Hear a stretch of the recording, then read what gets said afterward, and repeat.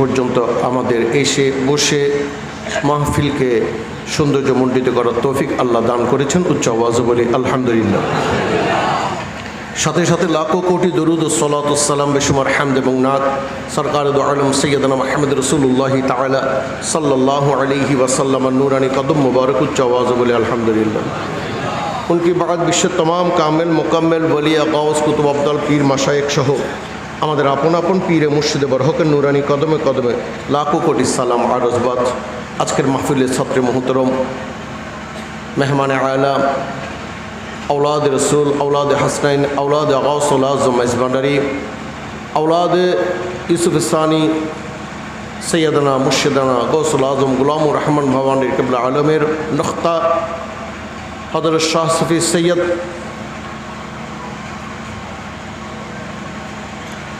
शाहदात उद्दीन अल मेज़बांडारी अल Hassani अल हुसैनी मद्दज़िल्लुल आली मंचप्रविष्ट बरलिया सालामिया दरबार शरीफेर बर्तमान सज्जादानशीन पीरे तरीक़त रहनुमाई शरीयत हादिया दीन मिल्लत शाह सूफ़ी सैयद हामिद हसन फ़ाहिम फ़ारूकी मद्दज़िल्लुल आली मंचप्रविष्ट बोआलखाली बेंगुरा किताबछर रहमानिया दरबारेर बर्तमान नाइबे सज्जादानशीन पीरे तरीक़त रहनुमाई शरीयत हादिया दीन मिल्लत शाह सूफ़ी सैयद मुफ्ती असहाबुद्दीन अल क़ादिरी अल मेज़बांडारी अल किताबसरी मद्दज़िल्लुल आली मंचप्रविष्ट कुमिल्ला चांदिना हाई बख्शिया दरबारेर बर्तमान नाइबे सज्जादानशीन पीरे तरीक़त शाह सूफ़ी सैयद हबीबुन नबी शाह साहेब क़िबला मद्दज़िल्लुल आली मंचप्रविष्ट যে কথাগুলো এতক্ষণ পর্যন্ত আমাদের আজকের মাহফিলের সম্মানিত औलाद वलीगण बोले গিয়েছেন, বিশেষ করে শাহ सूफ़ी सैयद फ़ाहिम फ़ारूकी मद्दज़िल्लुल आली कुरान हादिस एजमा कियासेर आलोके বলেছেন, যিনি এতিমের খেদমত করেছেন তিনি খানায়ে কাবার জিয়ারতের সৌভাগ্য পেয়েছেন। আমি জানি না যে খানে কাবা কেমন, মদিনায়ে মনোয়ারা কেমন, জানি না রহমত কাকে বলে, আজাব কাকে বলে, বুঝি না গুনাহ কাকে বলে, সওয়াব কাকে বলে। আমরাও কোরআন হাদিস থেকে যেটুকু শুনেছি সেটুকু বিশ্বাস করেছি। আমরা বিশ্বাস করি যে এতিমের যারা খেদমত করেছেন, বড় বড় আলেম উলামা পীর মাশায়েখ, তাদের জীবন আদর্শ দেখে পড়ে বুঝতে পেরেছি যে তাদের এই কর্মগুলো নবী মুস্তাফা সাল্লাল্লাহু তাআলা আলাইহি ওয়াসাল্লামের সাথে সম্পর্কিত রয়েছেন, তাই তাদেরকে আমরা অনুসরণ করে থাকি। আমাদের একটা সংগঠন রয়েছে যেটাকে আমরা সত্যের সন্ধানী সংগঠন বলে থাকি বা পরিবার বলে থাকি। আমাদের মূল লক্ষ্য উদ্দেশ্য হচ্ছে আমরা যে কাজগুলো করছি আগে আমরা কাজগুলো পর্যালোচনা করব। পর্যালোচনা করতে করতে এক পর্যায়ে গেলে আমরা সেগুলোকে আহলে বাইতে রসুলের সাথে মেলাবো, এরপর আমরা হাদিস শরীফের সাথে মেলাবো, এরপর কোরআনের সাথে মিলিয়ে যদি দেখি প্রত্যেকটা কর্ম তাদের সাথে মিলে যাচ্ছে, তাহলে সেই বিষয়ে যেই কথা বলুক না কেন, যেই ফতোয়া দিক না কেন, সে ফতোয়ার ধার আমরা ধারব না, আমরা আমাদের কর্ম সম্পাদন করে যাব। তাই আমি দেখছি যে হুজুরদের কাছ থেকে যখন জিজ্ঞেস করি, হুজুর আমাকে তো অনেকে পীর সাহেব বলেন, বলি সাহেব, গোশ সাহেব বলেন, এখন আমার আমল কিসের উপর নির্ভর করবে? তখন হুজুর বলবেন, আপনার আমল আপনি ভালো জানবেন, এই বিষয়ে আমার কোনো জ্ঞান নেই। আর যদি বলি, আচ্ছা হুজুর মনে করুন আমি একটা মাদ্রাসা দিয়েছি, একটা এতিমখানা দিয়েছি, একটা হিফজখানা দিয়েছি, একটা মসজিদ করেছি, একটা স্কুল করেছি, একটা গরিবের জন্য নোংরখানা করেছি, এই ক্ষেত্রে আপনি আমাকে কি বলবেন? তখন হুজুর চোখ বন্ধ করে একদম অনর্গল কোরআন হাদিস এজমা কিয়াস দিয়ে বলতে থাকেন, ভাই আপনি যতই গুনাহ করুন না কেন, ওই ছেলেগুলো যখন মাদ্রাসা করে বিসমিল্লাহির রহমানির রহিম আলহামদুলিল্লাহি রাব্বিল আলামিন ইলা আখির পড়তে থাকবে, একটি অক্ষরের যে 10খানা সওয়াব রয়েছে, নেকি রয়েছে, অর্ধেক নেকি আপনি পাইতে পাইতে আপনার গুনাহ মুছে গিয়ে আপনি আল্লাহওয়ালা হয়ে যাবেন। এই আল্লাহওয়ালা হওয়ার জন্য 1943 ইংরেজি সনে আমার দাদাজান কেবলা আলম, যার আজকের পবিত্র ওরস মোবারক, যার এই চন্দ্রবার্ষিকী ওরস সম্পর্কে আসলে আপনারা অনেকেই জানেন না, অনেকে জানার কথাও না, কারণ এই চন্দ্রবার্ষিকী ওরসখানা দিয়েছিলেন আমার আব্বাজান কেবলা সহ মাত্র 11 জন তার একনিষ্ঠ মুরিদানদেরকে। আমার দাদাজানের একনিষ্ঠ 10 জন 11 জন মুরিদানদেরকে দিয়েছিলেন। আমি তখন ছোট ছিলাম, অর্থাৎ মাঝে মধ্যে আমি দরবারে আসতাম। আপনারা যারা মুরব্বীরা আছেন তারা তাদের মনে থাকার কথা, আমাদের এই বৈঠকখানা যেখানে এখন আমার মুর্শিদ কেবলা শুয়ে আছেন, সেটা ছিল গুদাম ঘরে, অর্থাৎ মাটির ঘরে। ওই মাটির ঘরের পেছনে একটা বড় হলরুম, এখনও হলরুমটা আছে কিন্তু মাটির নেই, এখন কাঁচা পাকা হয়েছে। ওই হলরুমে তারা 11 জন বসতেন, সেখানে বসে গল্প সল্প করতেন, খতমে গৌসিয়া শরীফ আদায় করতেন। মরহুম মকফুর সুফি গফুর জ্যাঠা, মরহুম মকফুর সুফি লালার খিলের বাদশাহ জ্যাঠা 2টো করে ছাগল আনতেন। এই ছাগলগুলো জবাই করতেন, তারা কিছু খাইতেন এতিমদের নিয়ে, বাকি খাবারগুলো তারা খেয়ে শেষ শ্যামা করে চলে যাইতেন। এভাবে তারা যখন এই মাহফিলটা করতেন, এক সময় আমি সেখানে উপস্থিত ছিলাম। আমার আব্বাজান আমাকে পাশে বসিয়েছেন, তারা অনেক বিষয় নিয়ে আলোচনা করেছেন, শরীয়ত তরিকত মারফত, আবার মাঝে মধ্যে দুনিয়াবি আলোচনার এক পর্যায়ে তখন আমাকে বললেন, এই ওরসখানা তোমাকে দিচ্ছি। কিভাবে এটা ওরস হলো কেমনে? তখন তারা বললেন, আমাদের 11 জনকেই দাদাজান কেবলার আপনাকেই স্বপ্নে দেখিয়েছেন যে দেখো প্রত্যেক আল্লাহর ওলির একখানা চাঁদ রয়েছে। খাজা গরিবে নওয়াজের রজব মাস, গৌসে পাকের রবিউল সানি মাস, আল্লাহ রসুলের রবিউল আউয়াল মাস, এইভাবে গৌসে পাকের মেজবান্ডারিরও একটা চন্দ্রবার্ষিকী ওরস আমরা এই কিছুদিন আগে করেছিলাম। তো বলে কি আমার একটা চাঁদ আছে, বলে আমি দুনিয়াতে এসেছি 6 জমাদিউসানি, সুবহানাল্লাহ, তোমরা এই অনুষ্ঠানটা ইচ্ছা করলে করতে পারো। তখন তারা 11 জন এই অনুষ্ঠানটা করতেন। এই অনুষ্ঠানটা যখন আমার হাতে দিয়েছেন, আমিও প্রথমে তাদের সাথে চুপি চুপি করতে থাকলাম। এক করে যখন সবাই চলে যেতে লাগলেন এই নশ্বর জীবন ছেড়ে অবিনশ্বর জীবনে, তখন একদিন আমার মুর্শিদকে প্রশ্ন করলাম, বাবা সবাই তো চলে যাচ্ছেন, এখন কাদের নিয়ে এই কাজ করব?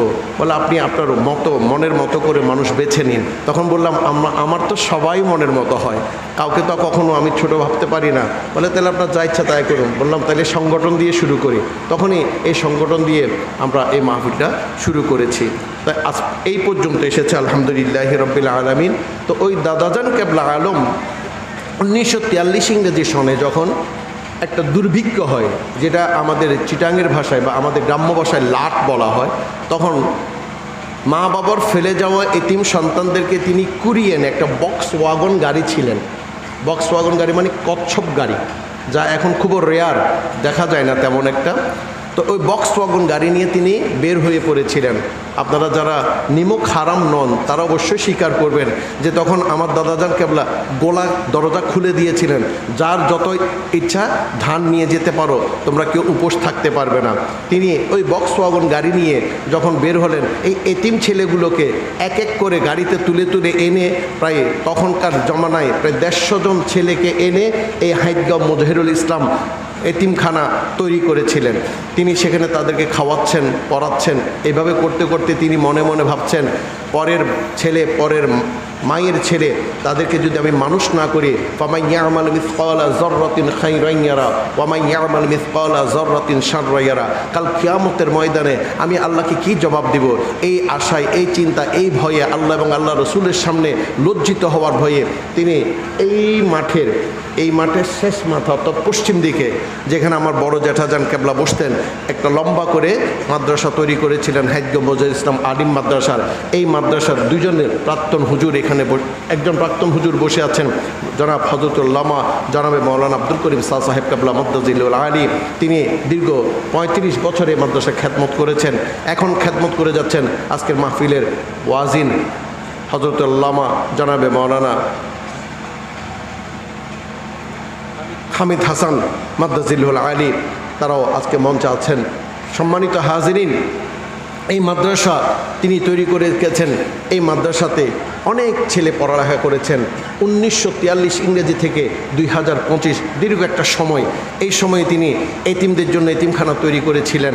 এই আমাদের পাড়ার ছেলেদেরকে লেখাপড়ায় শিক্ষিত হওয়ার জন্য তিনি এই মোহসানা স্কুলখানা আমাদের মাহাদাবাদ থেকে এখানে এনে স্থাপন করেছিলেন। নিজের সন্তানরা তার এই স্কুলের জন্য 16 গন্ডা জায়গা দিয়েছিলেন, অর্থাৎ প্রায় 32 শতক জায়গা, ঠিক না?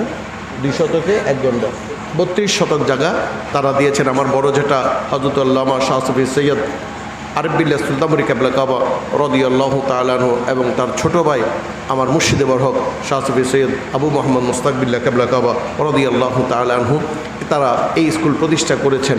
সম্মানিত হাজিরিন, তখন হুজুরদেরকে যখন প্রশ্ন করতাম, বলে আপনার দাদা কী ছিলেন সেটা জানি না, তবে আপনার দাদা এখন আল্লাহর ওলি হয়েছেন। ঠিক এরই ধারাবাহিকতায় আমি আমার মুর্শিদকে দেখেছি যে আমার মুর্শিদ কখনো একা ভাত খাইতেন না। আমার মুর্শিদ প্রায় সময় রাতের অন্ধকারে এসে এতিম ছেলেদের দেখতেন, তাদের খবরাখবর রাখতেন। শুধু তাই নয়, এই পাড়াসহ বিভিন্ন জায়গায় তার মুর্শিদের পথমত ইহদিনাস সিরাতাল মুস্তাকিম, যে পথ তিনি দেখিয়ে গেছেন, তার মুর্শিদ তাকে দেখিয়ে গেছেন, সেই পথমত অনুসরণ, অনুশীলন, অনুকরণ করার জন্য তার তৌফিকে হয়তো আর কোথাও মাদ্রাসা যাওয়ার তৌফিক হয়নি, শক্তি হয়নি, কিন্তু তিনি তার অর্জিত অর্থ থেকে অসংখ্য অগণিত ছাত্রদেরকে তিনি পড়িয়েছেন। অগণিত এতিম গরিব ছাত্রদেরকে তিনি অকাতরে অর্থ দান করেছেন, যা আমি কখন আপনাদেরকে রেকর্ড করে দেখাতে পারবো না। প্রশ্ন করতে পারেন, কেন পারবেন না? আপনার ডকুমেন্ট নাই তাই পারবেন না। ভাইজান, যাই বলুন না কেন, ডকুমেন্ট না থাকলেও অন্তত 2 জন মুসলমানের সাক্ষী যথেষ্ট। একজন মুসলমান হচ্ছেন, তারই বন্ধু ছিলেন, আমার মুর্শিদের বন্ধু ছিলেন, পরবর্তীতে তার হাতে তিনি বায়াত কবুল করেছেন। তার নাম হচ্ছেন জনাব আমানতুল্লাহ মাস্টার সাহেব, যিনি এখন খুব অসুস্থ অবস্থায় আছেন বাড়ির মধ্যে। তার একজন সন্তান আমাদের এই মাহফিলে আছেন, জনাব মোহাম্মদ নেসার আহমদ, এবং তার বড় ভাই জনাব মোহাম্মদ মুস্তাক আহমেদ। তাদের কাছ থেকে আপনারা জিজ্ঞেস করবেন। আমরা ওই কাগজগুলো পুড়ে ফেলতে বলেছি, কারণ কোনো একদিন যদি আমি কাগজগুলো দেখি, আমি না দেখলে আমার সন্তান যদি দেখে, বলবে দেখেছো তোমাকে আমার বাবা পড়িয়েছেন বা আমার দাদা পড়িয়েছেন, এই কথা যেন আমাকে বলতে না হয়, আমি যেন বলতে না পারি, সেই জন্য এগুলো আমরা পুড়ে ফেলতে বলেছি। কিন্তু যারা পড়েছেন তাদেরও অনেকে এখানে আছেন, বা পাড়ায় এখনও আছেন, বা বিভিন্ন চাকরিতে আছেন। আজ যদিও বা তারা আমাদের বিরোধিতা করছেন, আলহামদুলিল্লাহি রাব্বিল আলামিন, অন্তত মূর্খরা তার বিরোধিতা করছে না, শিক্ষিত মূর্খরাই বিরোধিতা করছে। এটার জন্য আল্লাহ হাজার শুকরিয়া আদায় করছি। তাই তার মুর্শিদের দেখানো কাজগুলো তিনি অনায়াসে তিনি সেগুলো সম্পাদন করতেন। প্রিয় হাজিরিন, আমার বাবাজান বলে গেছেন তকরিরের মধ্যে যে কোন ঘরের মধ্যে আল্লাহ আছে তুমি জানো? যে এই ঘরের মধ্যে এতিম আছে। বিশ্বাস করুন, আমার আব্বাজানরা, আমার দাদাজানরা এই এতিমদেরকে এনে তাদেরকে আদর করতেন, ভালোবাসতেন। এমনকি আপনারা অনেকেই জানেন যে এই এতিম ছেলেগুলো তাদের বাবাকে বাবা ডাকতেন না, দাদাকেই বাবা ডেকেছিলেন। 2 নম্বর, যে আমার বাবা বলে গেছেন, কোনো বিধবা নারীকে যদি বিয়ের ব্যবস্থা করে দেওয়া হয়, কোনো বিধবা নারীকে যদি, নারীর ঘরে যদি আপনার সাহায্য সহযোগিতা যায়, আল্লাহ এবং আল্লাহ রসুল আপনার ওই ঘরে থাকেন। জানি না আপনারা বিশ্বাস করবেন কি না, এখানে যারা মুরব্বীরা আছেন অবশ্যই তারা অকপটে স্বীকার করবেন।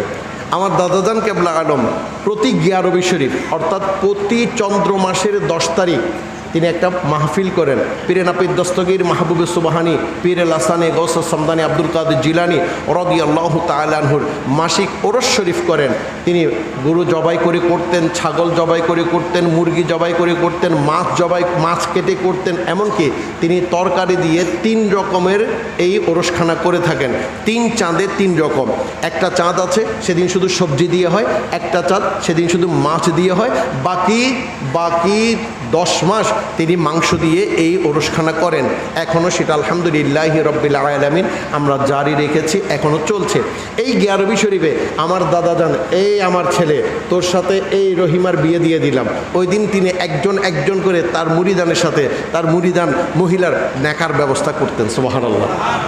দেখলাম আমার আব্বাজান কেবলা আলম যদিও বা সেভাবে বিয়ে দিতে পারেননি, পৃথিবী ডেভেলপ হচ্ছে, আপডেট হচ্ছে, মানুষ একটু উন্নত হতে যাচ্ছে, সে তার ভালো মন্দ বেশি বুঝতে যখন চেষ্টা করছে, তখন বাবাজান চিন্তা করলেন এইভাবে বিয়ে দিলে হয়তো একদিন আমাকে কলঙ্কের বোঝা মাথায় নিতে হবে। তিনি আর ওই কলঙ্কের বোঝা মাথায় নেননি। যখনই কোনো গরিব মেয়ে মা হাত পেতেছেন, বাবা হাত পেতেছেন, বাবা আমার মেয়েকে আমি বিয়ে দিতে পারছি না, তখন তিনি তার সারাদিনের ইনকাম ওই মানিকের হাতে তুলে দিয়েছেন। এই ধরনের কত মহিলাকে তিনি বিয়ে দিয়েছেন, তিনিও জানেন না, এক আল্লাহ এবং আল্লাহ রসুল ছাড়া। তৃতীয়ত, গোলামি কাকে বলে? সম্মানিত হাজিরিন, একটু আগে বলেছি তিনি একটা মাদ্রাসা করেছেন, বিশাল মাঠ, আজ হয়তো 2 ভাগ হয়েছে, এ বিপক্ষ এম বিপক্ষ। এই মাঝখানের এই দেওয়ালটা যদি উঠিয়ে দেওয়া হয়, এই মাঠখানা কিন্তু কোনো অংশে কম বড় নয়। পেছনে দেখছেন পুকুর, বিশাল জায়গা, পাশে মাদ্রাসা, বিশাল জায়গা, বিশাল পেছনে জায়গা রয়েছে। সম্মানিত হাজিরিন, এছাড়াও আমাদের চট্টগ্রাম শহরে একটা বাসা রয়েছে, এছাড়াও রয়েছে রাউজানের ছোট্ট একটা বাড়ি। এই বাড়িটা পাকা। যখন তাকে তিনি নিজে প্রশ্ন করতেন, হে আমার মুরিদানরা, তোমরা কি জানো আমার এই সমস্ত সম্পত্তির মূল্য কত? স্বাভাবিক বর্তমান জমানায় যদি কাউকে জিজ্ঞেস করি, ভাই আপনি বলুন তো এতগুলো সম্পত্তির মূল্য কত হবে, এই 22খানি 24খানি সম্পত্তি, আপনি অনায়াসে বলবেন ভাই আপনি 2-4-5 কোটি টাকার মালিক, কথার কথা। তখন দাদাজান হেসে বলতেন, না, একটা মাত্র খেজুর। সুবহানাল্লাহ বলবেন। কয়টা খেজুর? অমর একটা খেজুরের দাম কত হয়? নাইলে 10 টাকা সর্বোচ্চ। তো বলেন না, মজার একটা ঘটনা আছে। ঘটনাটা কি? এটা আমার আব্বাজান খুব মজা করে বলতেন, কান্নাও করতেন। বলে একদিন দাদাজান যখন ক্যালকাটা আলিয়া থেকে চলে আসলেন, আমাদের রাউজান বাগপুকুর পাড়ের মসজিদে তিনি মাগরিবে আসরের নামাজ পড়তে গিয়ে একসঙ্গে মাগরিবের নামাজ এবং এশারের নামাজ পড়ে আসতেন। তো তখন রমজানের দিন আমার বড় আব্বা হজরত শাহ সুফি সৈয়দ মুজিবুল্লাহ রাদিয়াল্লাহু তাআলা আনহু খুব অর্থভাবী ছিলেন, তিনি মজদুক টাইপের ছিলেন, তিনি দুনিয়াদারির খেয়াল করেননি। আপনারা হয়তো অনেকে তার ইতিহাস জানেন। তিনি তার পুরো ঘরেই বন্ধক দিয়ে দিয়েছিলেন অন্য আরেকজন ভাইয়ের কাছে। তার ছেলেরা এখনও বেঁচে আছেন।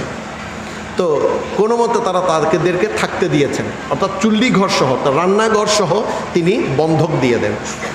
তো আমি লম্বা করে বলছি না, যেহেতু আমাদের সময় শেষ। তো এই মুজিবুল্লাহ সুলতানপুরি রাদিয়াল্লাহু তাআলা আনহুর স্ত্রী, যিনি আমার বড় আম্মা হন, আমার আব্বাজানের দাদি, আব্বাজানের দাদি, হ্যাঁ, আমার দাদার আম্মা, আবুল খায়ের সুলতানপুরি কেবলা আলমের আম্মা যান, আমার মুর্শিদের দাদি যান। তো তিনি স্বাভাবিক গরিবের ঘরে আছেন। তিনি কিন্তু অনেক বড় লোকের মেয়ে, আপনারা তাকে চিনতে ভুল করবেন না কখনো। তিনি হচ্ছেন চন্দনাই সৈয়দ বাড়ির নেয়ারগোপরা সৈয়দ বলা হয়, নেয়ারগোপরা সৈয়দ। তার আমার বড় আম্মার আব্বাজানের কোমরের বেল্ট বা নেয়ার, সেটা পরা যায়নি সৈয়দ বলে। সুবহানাল্লাহ, আমি সেদিকে যাচ্ছি না। তো তিনি তবুও আল্লাহর ওলির ঘরের স্ত্রী হিসেবে তিনি আল্লাহ রসুলের সেই নিয়ামতকে বুকে ধারণ করেছেন, কারো কাছে হাত পাতেননি। উম্মাহাতুল মুমিনিন আয়েশা সিদ্দিকা রাদিয়াল্লাহু তাআলা আনহা থেকে শুরু করে খাদিজাতুল কুবরা রাদিয়াল্লাহু তাআলা আনহা পর্যন্ত তারা অনেক সময় উপোস অবস্থায় ছিলেন, একটা খেজুরকে জীবন কাটিয়েছেন, দিন কাটিয়েছেন, তবুও কারো কাছে হাত পাতেননি। তিনিও কখনো হাত পাতেননি। এই রমজান মাসে তিনি লবণের শরবত করেছেন, যেটাকে আমরা চিনি দিয়ে করলে আমাদের চিটাঙের পটিয়ার ভাষা বলি চিনিফানা, বলেন না? এখানে স্ট্যান্ডার্ড হয়েছে, এখন শরবত বলি আর কি, তখন কিন্তু চিনিফানা বলতো। জানেন, আমাদের যখন মুরগি ডিম দিত তখন বলতাম বদা। মুরগি একটা বদা পেরেছে, 2টো বদা পেরেছে, 3টা বদা পেরেছে। যখন একটা স্ট্যান্ডার্ড হলাম, সরিয়ে সরা শিখলাম, তখন বললাম না, মুরগি ডিম পেরেছে, মুরগি ডিম পেরেছে। এরপর একটু বেশি যখন শিক্ষিত হয়ে বেয়াদব হওয়া শুরু করলাম, মাকে বলা শুরু করলাম, মা আমাকে ডিমের মাপলেট দাও, হ্যাঁ, আমাকে ডিমের এই রোস্ট দাও, ইত্যাদি ইত্যাদি। তো যাক, ওই সময় আমরা চিনিফানা যেমন বলি, তখন নুনফানা অথবা নুনের শরবত তিনি তৈরি করেছেন। ঠিক তখনই একজন ব্যক্তি উমরা করে এসেছেন হজের দিনে, বা মাফ করবেন, রমজানের দিনে অনেকে উমরা করতে যাইতেন তখন, এখনও যান, বেশিরভাগ মানুষে এটা বেশি পছন্দ করেন। তো উনি আসার সময় কেউ কিছু আনুক আর না আনুক, আজমির শরীফ গেলে লাল সুতোগুলো আনবে আর কিছু লাল সাদা এই বিচিগুলো আনে, আর সৌদি আরব থেকে কিছু আনবো কার নানুক দুটো জিনিস আনবে, একটা হচ্ছে জমজমের পানি আর একটা হচ্ছে খেজুর। তো তিনিও বড় বড় খেজুর এনেছেন। তিনি আশা করেছেন যে আজকে ইফতারের সময় উনি হচ্ছেন আমার দাদার চাচা হন, অর্থাৎ প্রতিবেশী চাচা, ফারাইলে সাসারি। তো তিনি খেজুর এনেছেন, এনে সবাইকে একটা করে খেজুর দিয়েছেন আসরের নামাজের পর। দাদাজান কেবলা ওই খেজুরটা হাতে রেখে তিনি তসবি তাহালিল সব আদায় করলেন। যখনই মাগরিবের নামাজের টাইম হলো, আজানের টাইম হলো, তিনি তাড়াতাড়ি দুই হাতে খেজুরটা ছুলে একটা বিচি, খেজুরের কয়টা বিচি থাকে বাবারা? একটা বিচি, এটা তিনি বাম হাতে নিলেন, খেজুরের মাংসটা ডান হাতে নিয়ে একটা দৌড় দিলেন। এক দৌড়ে গিয়ে তার আম্মাজান কেবলার হাতে ওই খেজুরের মাংসটা দিয়ে তিনি আবার মসজিদে চলে আসলেন। আজান যথাসময়ে আজান হলো, সবাই নামাজ আদায় করলো, ইফতার করলো, নামাজ আদায় করলো। আপনারা জানেন কি না জানি না, আমিও জানি না, যে শুনেছি আল্লাহর ওলিদের মারাও নাকি বড় বলি, আল্লাহর ওলিদের মারাও বড় বলি। তারা এই নামাজ পড়তে পড়তে মাগরিবের সাথে এশা পড়েন, এশার পর দুটো করে খেয়ে একটু করে ঘুমে আবার তাহাজ্জুদ করেন, এই ধরনের। তো তিনিও মাগরিবের নামাজ পড়ে, যেহেতু তার তো কিছু খাওয়ার নেই, চনাবুট, পেঁয়াজু, বেগুনি, চপ এগুলোতে নেই, তিনি ওই লবণ শরবতটা খেয়ে তিনি ওই ছেলে এনে দেওয়া খেজুরটা খেয়ে নিয়েছেন, খেয়ে বসে বসে তসবি পড়ছেন। এমন সময় ওই হজ থেকে বা উমরা থেকে এসেছেন ওই চাচাজান ঘরে গেলেন, ও বব্বু ঘরত আসননি? তখন আমার বড় আম্মাজান বললেন, ও মার ভাইয়ানা ওমরাতুন আসছেন, আমি আছি ঘরে। বলো, ও বব্বু আপনি ইফতারে কি খেয়েছেন? স্বাভাবিক সবাই এটা জিজ্ঞেস করে, বলে ভয় আমার তো কোনো টাকা নেই, আর এই ছেলেটা তো এখনও আহামরি কোনো টাকা রোজগার করে না, আমি লবণ দিয়ে শরবত করেছি, আর তোমার ভাইপো একটা খেজুর এনেছে, আমি ওই খেজুরটা খেয়েছি।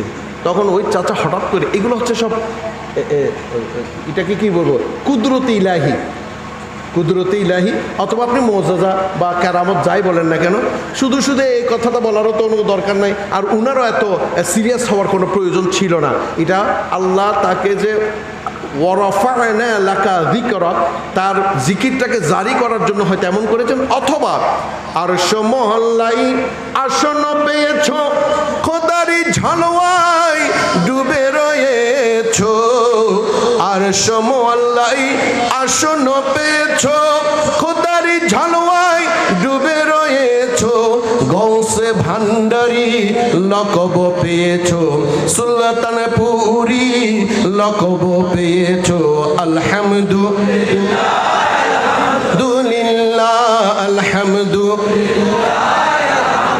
কে জানে এটা হাদিস শরীফে আছে, আল্লাহ রাব্বুল ইজ্জত যাকে পছন্দ করেন, নাদা জিবরাইলকে ডেকে বলেন আমি অমুককে ভালোবাসি, অমুককে তমুককে ভালোবাসি। জিবরাইল বলে আমিও ভালোবাসি, বলে তুমি ভালোবাসলে হবে না, আসমানবাসীকে ভালোবাসতে বলো। আবার আসমানবাসী থেকে এসে বলে না, তুমি আর আমি আসমানবাসী ভালোবাসলে হবে না, যাও জমিনবাসীকে বলো তাকে যেন ভালোবাসতে থাকে। সুবহানাল্লাহ।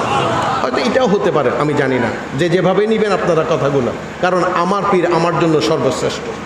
जिसका कोई सानी नहीं ও हमारा पीर मुर्शिद है। আপনার জন্য কিছু না হতে পারে, এটা একটা কবর, আরবিতেও কবর, হাদিসেও কবর, কোরআনেও কবর। আপনি মনে ইচ্ছা কবর বলতে পারেন, আমার কোনো দুঃখ নেই, আমার জন্য এটা কবর নেই, এটা খানায় কাবা। আমি এটার দিকে তাকিয়ে শান্তি লাভ করি, কান্না আসে। আজকে এই প্রথম 52 বৎসর পর আমি একা, আমার মুর্শিদকে ছাড়া, আমার বাবাকে ছাড়া আমি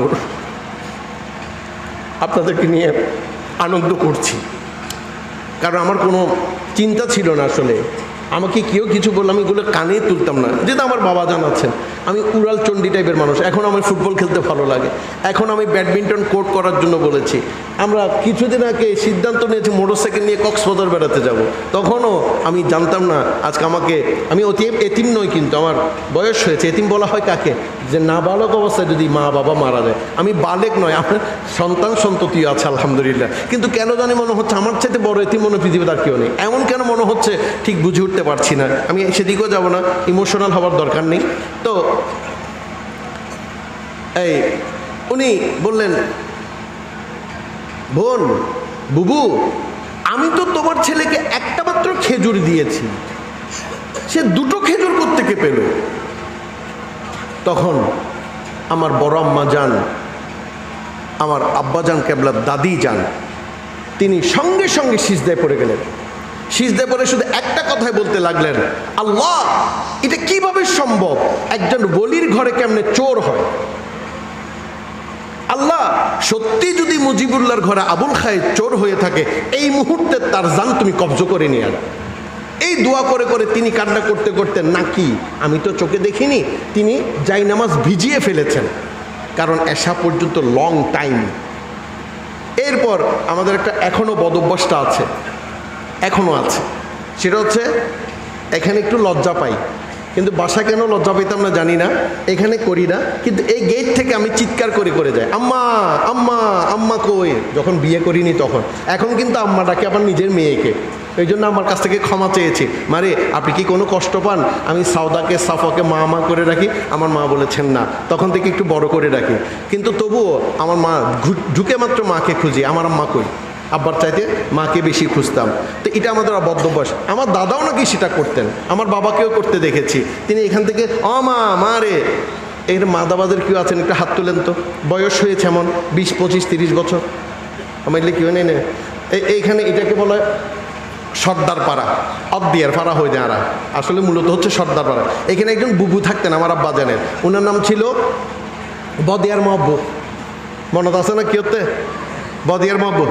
আমার আব্বাজান যতবারই চট্টগ্রাম শহর থেকে বাড়িতে আসতেন, এই জায়গায় এসে ও বদিয়ার মহব্বত বিশাল করে ডাক দিতেন। উনিও ঘর থেকে, তখন থামি চিনেন, থামি চিনেন না? চিনেন না ওনারা? থামি মানে একটা কাপড়, এহরামের কাপড় মতো একটা কাপড় পরবে, আর একটা চাদর গায়ে দিবে, আর একটা গেঞ্জি পরবে, ঢোলা ঢালা গেঞ্জি, এটাকে বলা হয় থামি, যেগুলো চাকমারা পরে থাকেন বা মগরা পরে থাকেন। উনি এটা জড়িয়ে আমার বদ্দাই সিজানা বলে এসে জড়িয়ে ধরতেন। সুবহানাল্লাহ বিহামদি। পীর মুরিদানের কি ভক্তি, কি মহাব্বত, এটা আমি এখন বললে কান্না আসছে। আমি বলছি, আমি ইমোশনাল হব না, কিছু কথা বলার চেষ্টা করে যাই। তো তারা এভাবে একজন আরেকজনকে ডাক দিতেন, বিভিন্ন জনকে তিনি ডেকে ডেকে দেখতেন। এখানে যারা হয়তো আজকে অস্বীকার করছে, থাক, অসুবিধা নাই, কিন্তু আল্লাহ রাব্বুল ইজ্জত সাক্ষী যে আমার আব্বাজান যখন ভাঙ্গা পোলের ওখানে আসতেন, উনার রিক্সাটা মনে হতো বানরের রিক্সা, এতগুলো বানর থাকতো। দেখেছেন এতগুলো বানর? দেখেননি? অর্থাৎ সব স্কুলের ছেলে